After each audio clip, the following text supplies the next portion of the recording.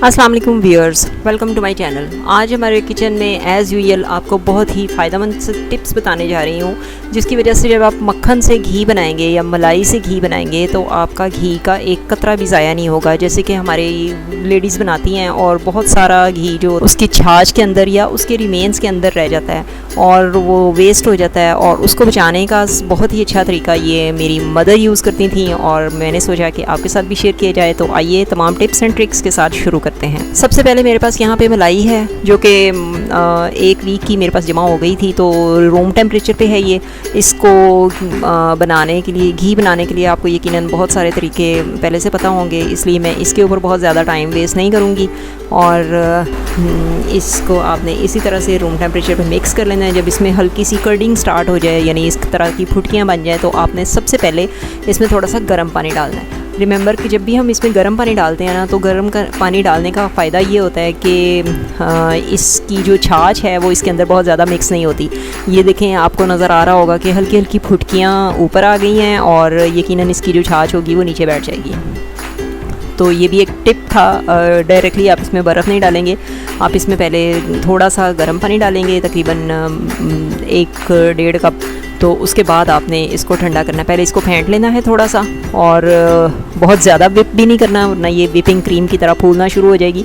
तो आपने इसको इसी तरह से हल्के हल्के मिक्स करना है, और उसकी वजह से जब आपको ये फुटकियाँ नज़र आ जाएँ तो उसके बाद इसमें बर्फ़ डाल देनी है। बर्फ़ के मैंने यहाँ पे बड़े पीस डाले हैं। बड़े पीसेस डालने का फ़ायदा ये होता है कि साथ साथ ये बर्फ़ मेल्ट हो जाती है और साथ साथ ये जो फुटकियाँ हैं ये मक्खन में कन्वर्ट हो जाती हैं। तो यहाँ पे देखें जी, ये मेरी बर्फ़ जो थी वो लैदा हो गई है, सॉरी बर्फ़ मेल्ट हो गई है इसमें, और उसके बाद जो इसकी जो मक्खन था वो ऊपर आ गया। तो इसको आपने इस तरह से हिला हिला के एक साइड पे मक्खन कर लेना है, और जो इसकी लस्सी है उसको आपने लैदा कर लेना है। और जैसे कि आपको पता है कि हमारे चैनल पे हम किसी भी चीज़ को ज़ाया नहीं करते, तो आपने भी मक्खन के साथ साथ लस्सी को भी ज़ाया नहीं होने देना। और मैं उसके लिए भी आपको टिप बताऊँगी कि आपने इसको क्या करना है। तो अब आपने इसको अलहदा कर लेना है, ये अलहदा से बर्तन में डाल लेना है, और मुझे चूँकि ये चाहिए इसलिए मैं इसको इस बर्तन में डाल रही हूँ। और इसके ऊपर भी थोड़ा सा अगर मक्खन चला जाएगा तो वो आपने हाथ से इस तरह से उतार लेना है। अच्छी तरह से इसको आपने मिक्स करके हिला हिला के तो इसके अंदर से पानी अलहदा कर लेना है, जितना जहाँ तक हो सके। जितना ज़्यादा पानी आप इसमें से अलग करेंगी उतना ही ज़्यादा आसान होगा आपके लिए मक्खन को घी में कन्वर्ट करना, यानी उतनी ही कम टाइम में वो ये काम हमारा हो जाएगा। अब ये जो बटर था, मक्खन बन गया है, इसको हमने चूल्हे पे रख देना है और इसको गरम करना है मीडियम। पहले तो हम तेज़ आंच पे गरम करेंगे। जब एक दफ़ा ये अच्छी तरह से मेल्ट हो जाएगा तो ये जो बीटर हमने इसमें डाला हुआ है ये हम क्लीन कर लेंगे। ये अपने आप ही क्लीन हो जाएगा, जैसे जैसे ये गर्म होगा तो वैसे वैसे साफ़ होता जाएगा। और ये दूसरी तरफ जो इसमें से लस्सी निकली थी उसके अंदर मैंने थोड़ा सा विनेगर डाल दिया है। अब यहाँ पे मैं आपको एक टिप बता देती हूँ। ये विनेगर मैंने इसलिए डाला कि मैंने इसको जो इसमें से छाछ होगी वो डालनी है अपनी मुर्गियों को। और दूसरा तरीका ये भी है कि आप इसको यूज़ कर सकते हैं रसगुल्ले बनाने के लिए।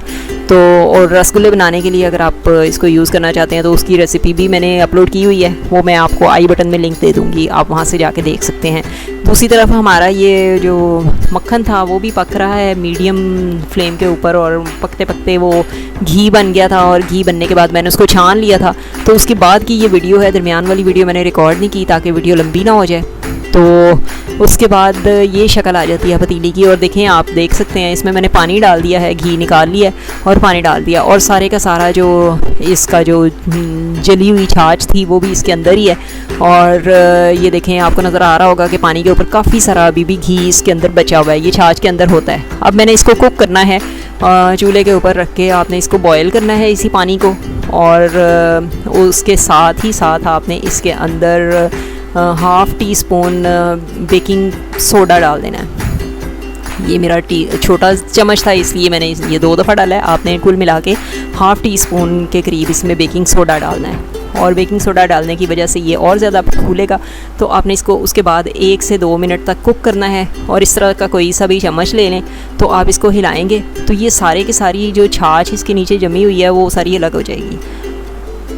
बहुत ही आसान तरीका है पतीलियों को, घी वाली पतीलियों को साफ़ करने का। और वैसे तो जो हमारी बच्चियां हैं वो रगड़ रगड़ के थक जाती हैं इसको, लेकिन आप जब ये टिप यूज़ करेंगे तो आपको पता चलेगा कि ये बड़ी आसानी के साथ इसकी पेंदे के साथ जो छाछ चिपकी हुई होती है वो लैदा हो जाती है। और यहाँ पे मैं अभी आपको दिखा भी देती हूँ कि इसको किस तरह से हम क्लीन भी कर सकते हैं। ये क्लीनिंग टिप भी है कि आप इस तरह से अपनी पतीली को साफ़ कर सकते हैं। एंड बी केयरफुल, इसकी वजह से आपके ऊपर छींटें भी पड़ सकती हैं। तो ये देखें, ये जी हमारी पतीली जो है ये साफ़ होना शुरू हो गई है। तो जितना आपसे हो सकता है आप इसको उतार लें, उसके बाद ये बड़ी आसानी के साथ वॉश हो जाएगी। तो मैंने इसको उतारने के बाद जो अगला स्टेप है वो आपने ज़रूर देखना है, बहुत ही ज़्यादा ज़रूरी है, यानी इस वीडियो का पूरा निचोड़ ही उसी टिप में है। तो आपने वीडियो को स्किप करके जाना नहीं है, इसको एंड तक देखना है। ये मैंने एक स्टील का डूंगा लिया है, ये आम मिल जाता है। अगर आपके पास ये नहीं है तो आप कोई सा भी डीप बर्तन ले सकते हैं इसी तरह का, और जो बहुत चौड़ा ना हो और बहुत थोड़ा सा ऊंचा हो, जैसे ग्लास या जग टाइप कोई चीज़। तो उसके अंदर आपने ये जो लिक्विड हमने बनाया है, जिसमें छाछ है, जिसमें पानी है, जिसमें बेकिंग सोडा है, वो सारे का सारा आपने इसके अंदर डाल देना है। और बी केयरफुल अगेन कि ये गर्म है और आपने इसको गरम गरम को ही छानना है। और छानने के बाद ये देखें जी, ये चम्मच के साथ मैं इसको साफ़ कर रही हूँ तो वो बहुत अच्छी तरह से पतीली जो है वो आराम से साफ़ हो रही है। और इसी तरह से आपने ये उतार लेना सारा। अब घी का एक कतरा भी इसके अंदर बाकी नहीं है पतीली के अंदर, और सारे का सारा घी जो है वो नीचे जो पानी छान के गया है उसके अंदर चला गया है। तो आपने इसको अच्छी तरह से दबा के इसमें से सारा पानी निकाल लेना है, निचोड़ लेना। और अगेन ये जो वेस्ट है ये भी मेरी मुर्गियाँ खाती हैं बड़े ही शौक़ से। ये protein, high source of protein है उनके लिए। तो अगर आपके पास भी मुर्गियाँ हैं तो आप उनको दे सकते हैं जी। तो यहाँ पे ये जो घी और पानी था ये सारे का सारा हमने इस डोंगे में डाल लिया है। और अब जो इससे अगला काम है वो ये है कि आपने इसको फ्रिज में रख देना है। जब से ये ठंडा हो जाए, रूम टेम्परेचर पे आ जाए, तो आप इसको उठा के फ्रिज में रख दें। और फ्रिज में आप इसको 1 से 2 घंटे या 3 घंटे तक रखेंगे तो उसके बाद इसकी ये शक्ल हो जाएगी जो इस वक्त आपको नज़र आ रही है। यहाँ पे देखें, ये ऊपर से जम गया है, ऊपर घी की एक लेयर आ गई है और नीचे नीचे सारा पानी है। और ये देखें जी, इस तरह से आप घी की लेयर को ऊपर का ऊपर ही अलग कर सकते हैं। और डूंगे में देखें, ये वाला पानी जो है ये हम वेस्ट है, ये हम फेंक देंगे। उसमें भी अगर कोई घी का आपको रिमेन्स नज़र आएगा तो वो इसके ऊपर ही होगा, जमा हुआ होगा, वो आप आराम से हाथ से निकाल सकते हैं। ये जैसे मैंने जब छुरी के साथ इसको खरोचा था तो ये इस तरह से उसके अंदर गिर गया था साइड से, तो वो मैंने निकाल के इसके अंदर डाल लिया। अब घी का एक भी कतरा ज़ाया नहीं हुआ। और इसको आपने गरम कर लेना है। ये देखें जी, यहाँ मैंने गरम कर लिया और इसका पानी जो है वो ऑलमोस्ट ड्राई हो चुका है और बहुत ही अच्छी तरह से घी बन के तैयार हो चुका है। हम थोड़ा सा ज़्यादा पकाते हैं घी को, क्योंकि अगर हम घी को कच्चा रखेंगे और इसकी छाछ को वाइट ही रहने देंगे तो उसकी वजह से जो घी है वो जल्दी ख़राब हो जाएगा और उसमें से स्मेल आना शुरू हो जाएगी। ये देखें जी, अब इसके ऊपर जो झाग आ गई है हल्की सी, उसको हमने छान लेना है। और आप देख सकते हैं कि इसमें छाछ का एक भी ज़र्रा नहीं है और ये सिर्फ झाग के कुछ ट्रेसेस थे, अदरवाइज़ हम इसको ऐसे भी यूज़ कर सकते हैं। तो ये तरीका है जिसकी वजह से जिसको इस्तेमाल करके आप घी को ज़ाया होने से बचा सकते हैं। तो ज़रूर ट्राई कीजिएगा और हमारी वीडियोस को देखते रहें। चैनल को लाइक करें, सब्सक्राइब करें और फ्रेंड्स के साथ शेयर करें। फिर मिलेंगे किसी नई रेसिपी के साथ, तब तक के लिए अल्लाह हाफ़िज़।